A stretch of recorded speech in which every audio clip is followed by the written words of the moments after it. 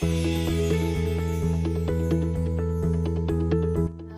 saya Alifia Setianingsih dengan NIM 18040/8090. Di sini saya akan menjelaskan KD 3.10 tentang menganalisis prinsip-prinsip bioteknologi dan penerapannya sebagai upaya peningkatan kesejahteraan manusia. Tujuan pembelajaran kali ini yaitu peserta didik dapat menganalisis prinsip-prinsip bioteknologi dan penerapannya sebagai upaya peningkatan kesejahteraan manusia dengan studi literatur. Kali ini kita akan fokus ke submateri tentang bioteknologi kedokteran. Yang pertama kita akan membahas tentang pengertian bioteknologi. Bioteknologi berasal dari kata bio atau hidup dan teknos atau teknologi, yang berarti ilmu yang menerapkan prinsip-prinsip biologi. Bioteknologi berarti sebagai teknologi yang memanfaatkan organisme atau bagian-bagiannya yang mendapatkan barang dan jasa dalam skala industri untuk memenuhi kebutuhan manusia. Di dalam bioteknologi kedokteran ini menggunakan 5 produk, yang antara lain 1. Antibiotik, yang kedua insulin, yang ketiga vaksin transgenik, yang keempat antibodi monoklonal, yang kelima interferon. Oke, kali ini kita akan membahas produk yang pertama yaitu antibiotik. Pembuatan antibiotik termasuk penerapan bioteknologi konvensional. Antibiotik adalah senyawa yang dihasilkan oleh mikroorganisme untuk menghambat pertumbuhan mikroorganisme lain. Mikroorganisme yang dimanfaatkan menghasilkan antibiotik antara lain yang pertama yaitu bakteri Cephalosporin. Sebagai penghasil antibiotik cephalosporin untuk membunuh bakteri yang kebal terhadap penisilin. Yang kedua yaitu bakteri Streptomyces, menghasilkan antibiotik streptomycin untuk membunuh bakteri yang kebal terhadap antibiotik penisilin dan cephalosporin. Yang ketiga yaitu bakteri Penicillium notatum dan Penicillium schizogenum, yang menghasilkan antibiotik penisilin untuk melawan infeksi yang disebabkan oleh bakteri Staphylococcus. Selanjutnya yaitu insulin, hormon yang diproduksi kelenjar pankreas dan berfungsi mengatur kadar gula dalam darah. Nah, di sini ada gambar terkait pembuatan insulin. Pembuatan insulin yang pertama yaitu mengisolasi plasmid dari E. coli.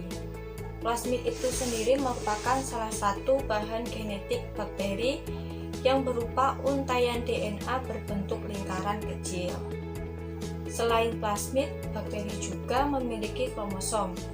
Keunikan plasmid ini adalah plasmid tersebut bisa keluar masuk tubuh bakteri dan bahkan sering dipertukarkan antar bakteri.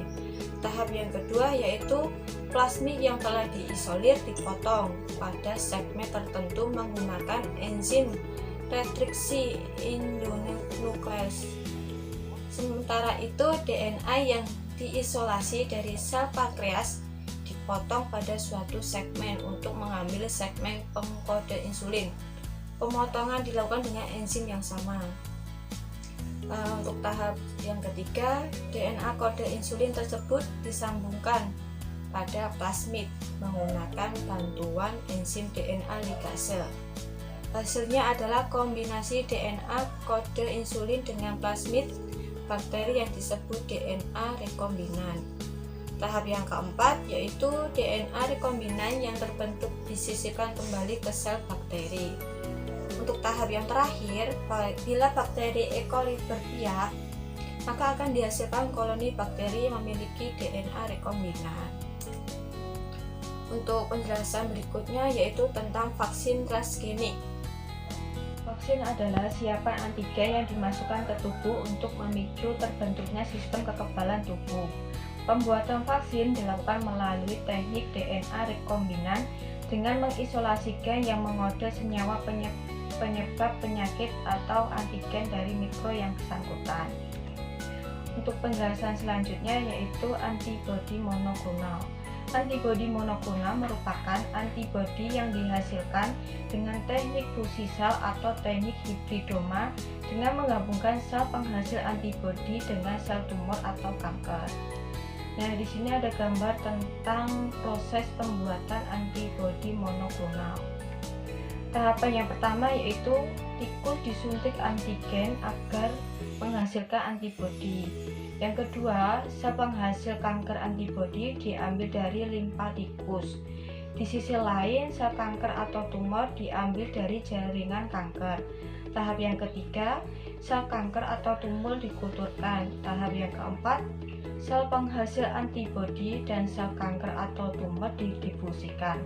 Tahap yang kelima, terbentuknya sel hibridoma yang kemudian sel hibridoma dikulturkan. Tahap keenam, sel hibridoma yang menghasilkan antibodi dipisahkan. Tahap yang ketujuh, sel hibridoma penghasil antibodi diperbanyak. Untuk tahap yang terakhir yaitu antibodi monoklonal produk dari sel hibridoma diambil dan disimpan. Untuk penjelasan yang terakhir yaitu tentang interferon.